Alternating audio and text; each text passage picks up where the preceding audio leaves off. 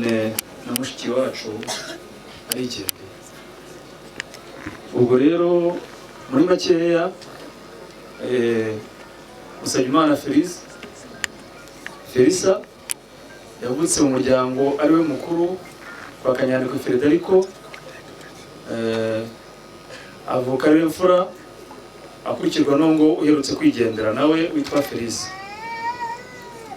Avuka ari umwana uzi ubwenge, abantu twese yadutozaga gusenga, twe twakoranye ikintu cyamurangaga. Ndibuka yuko mu bwana yari yatojwe kwambara igitambaro.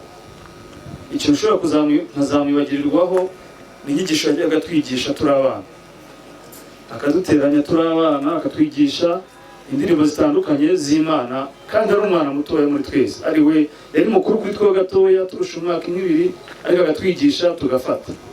Ibyo tuzaba tumwibukiraho rero.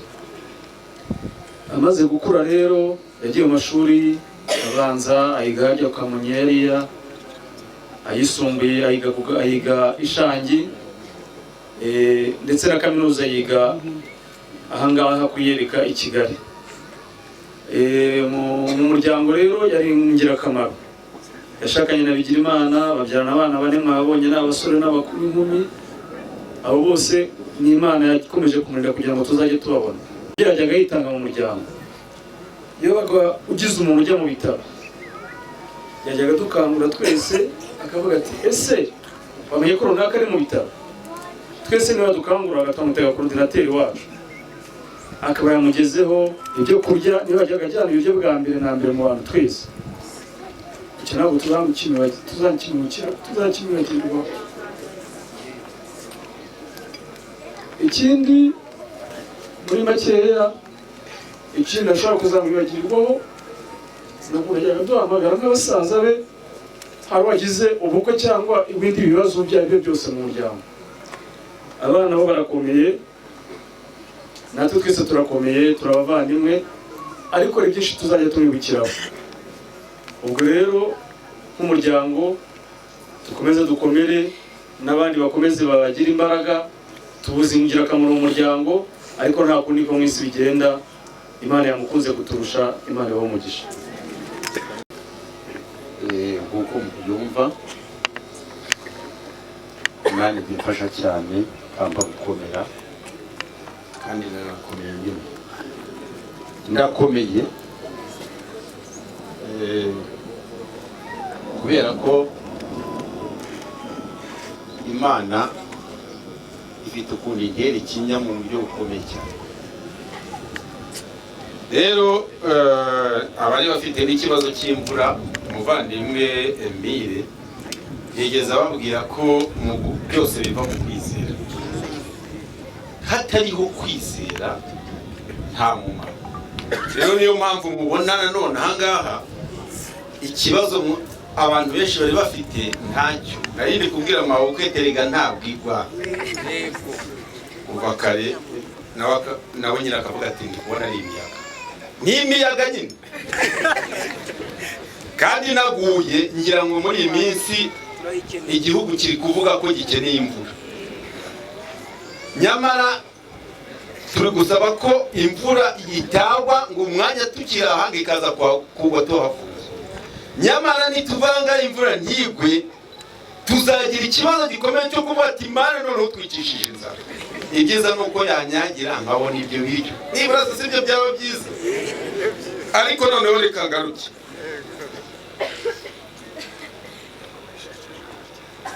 Inkuru y'ubutumwa bwiza tumaze kumva yuko nta kwizera abantu bose ari abo kujya muri gihonoma. Kandi kagakiza nyine nagakiza kariko kitwa agakiza nyine nuko uba warakijijwe byakunaniye. Kandi gucungurwa nuko wagombaga gupfa hakaboneka umucunguzi. Kandi umucunguzi akagucungura uri mubi. Mfite ideni rya banki hakaboneka umuntu urinyishyurira, koko narabuze ubwishyu. Sinajya mbona nishima ko? Ese uwo mucunguzi nabura kumushima koko?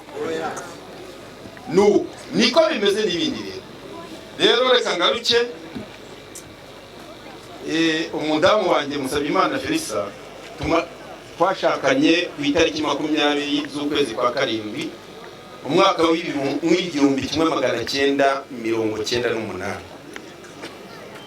dushakana twari tumaranye imyaka 4 yo muri fiançailles, ndetse ngera kwa inkuru igeze kwa muzehe Kanyandekwe avuga ko atazamunshingira kubera ko akiri kwiga kuko yumvaga agomba kwiga karangiza. Nicyo cyatumye ngomeza kumuhomera ari ku ishuri mugera igihe kinini cyane buri cyumweru, ariko igihe kiza kugera nyine tubana atararangiza ikizami cya segonderi gisoza amashuri abanza ayisumbuye agikorera ari iwanjye. Kaminuza nyine yayikomereje iwanjye arayirangiza hariya muri Yereka. Twari tumaranye imyaka 24.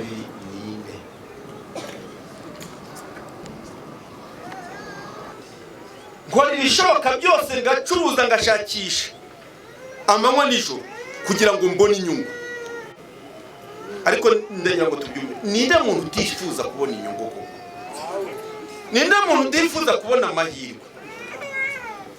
None se ko ijambo rivuga ngo hahirwa abapfira mu mwami, umwuka nawe akavuga ati yenda baruhuke.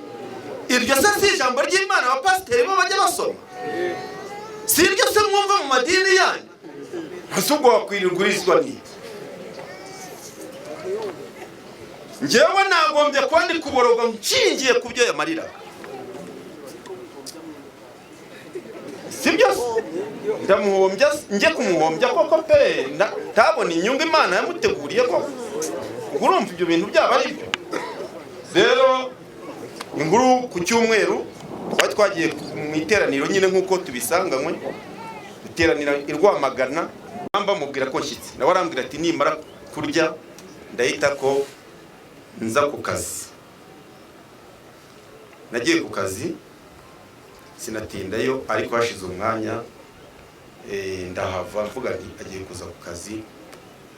Nyuma saa 12 nsubirayo ko nari mbenyereye ko ngenda ko njya kumureba tugatana, sanga nyine ntahari, yibwira ko ari kuruhuka. Naratashye rongera mu rugo. Ngeze mu rugo ndikira mu cyumba cyacu ndamubura, njya muri salon ndamubura, njya mu cyumba abana babamo ndababaza ahari, bambwira ko yagiye ku kazi. Nahise kumbwira abana ati mama wanyu yapfuye, kandi sinari nakamenye. Twahise tujya gushakisha rero, tumushakishiriza heshi, ariko tuza kumubona ku bitaro bya Kacyiru. Rero haboneka umurambo we babuze nyirawo, ariko twarabonye. Uyu munsi rero tumuherekeje neza, tumuherekeje tufite ibyishimo. Niyo mpamvu tubishimira Imana. Uyu mubiri rero ugiye kujya mu gitaka, ariko umwuka ni muzima ku Mana. Imana ishimwe.